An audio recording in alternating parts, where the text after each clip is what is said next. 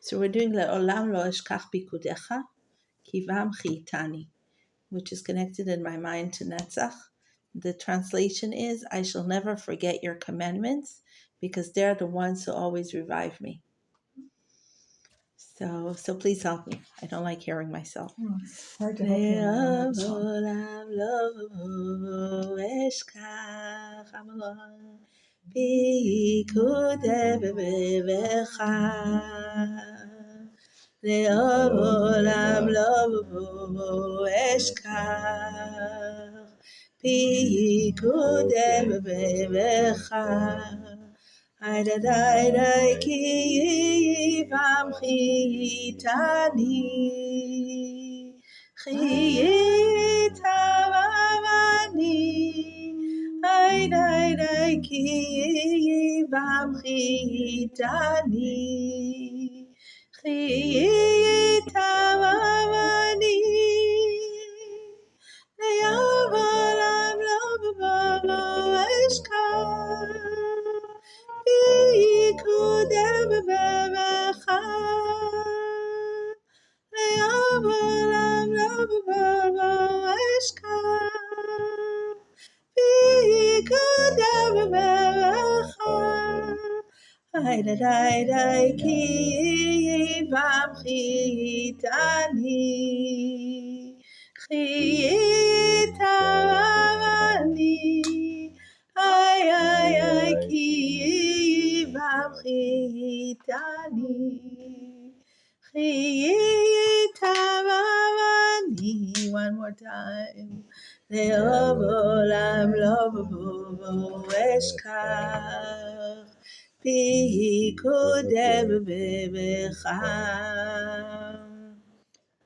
Le'olam lo eshkach pikudem bemecha Aidadai ki vamchi itani Chitavani ay ki vamchi itani Chitavani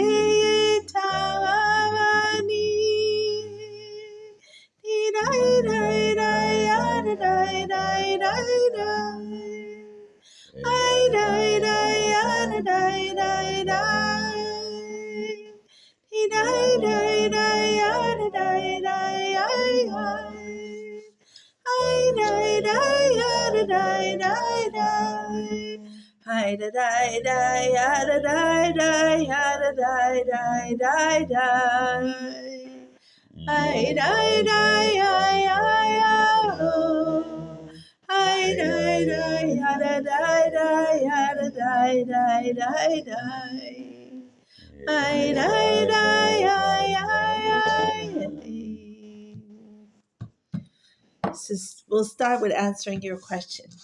Why are we learning Kabbalah? It's not just why are we learning Kabbalah in these days, why we're learning Kabbalah all through history.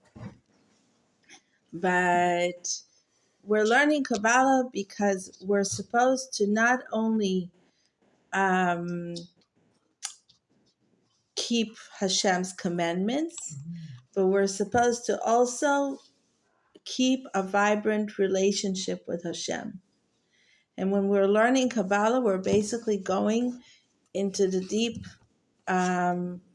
understanding and an emotional connection with Hashem directly, but also with Hashem through maintaining a better relationship with people, understanding all the all basically like understanding our relationship as a two-way street, our relationship with Hashem as a two-way street, to understand how we relate to people, how they relate to us, and through that understanding how we relate to Hashem, and also from understanding how we relate to Hashem, understanding how we need to relate to each other. But that isn't that encompassed by halacha and musar? Not really, because if it was, then we would have had a fixed world by now. So basically, we're going to see one day, right, when Rabbi Akiva is being asked what is the most important thing, and Rabbi Hillel is being asked what is the most important thing, right? What does Rabbi Akiva says? He doesn't say love Hashem. He doesn't say keep Shabbos. He doesn't say eat kosher. Rabbi Akiva says love your neighbor as you love Right. yourself. It's the actions in this world that brings the essence of Hashem down to the world. Right.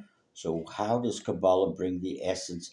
We are trying to So once elevate ourselves, not bring him down. So I'll just finish and say, so Rabbi Akiva says, love your neighbor, and Rabbi Hillel expands and says, what does it mean to love your neighbor? He doesn't say what does it mean, but we understand it as basically an upgraded understanding of what Rabbi Akiva says, which he says basically loving your neighbor means don't do something to someone else that you wouldn't want to be done to you. The negative golden rule applied. Right.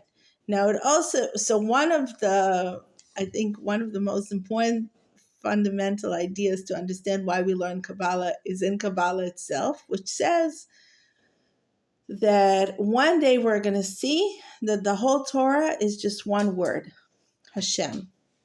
But what is Hashem? Hashem is Gematria love. So one day, in a way, we're going to see that the whole Torah is one word, love. And all the concepts in the Torah and all the mitzvot are in the Torah to teach us how to love Hashem by doing the mitzvot.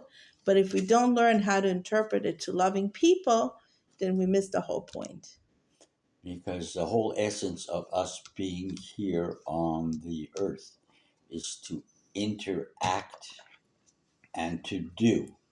To do mitzvot. But to do something. To do love. To do something, okay? To love. To interpret mitzvah or love, or to do a positive action as opposed to a negative action. Okay? Every mitzvah turns on our love to Hashem, because we know that also in loving relationships, giving something is more awakening to our love than receiving from someone, right?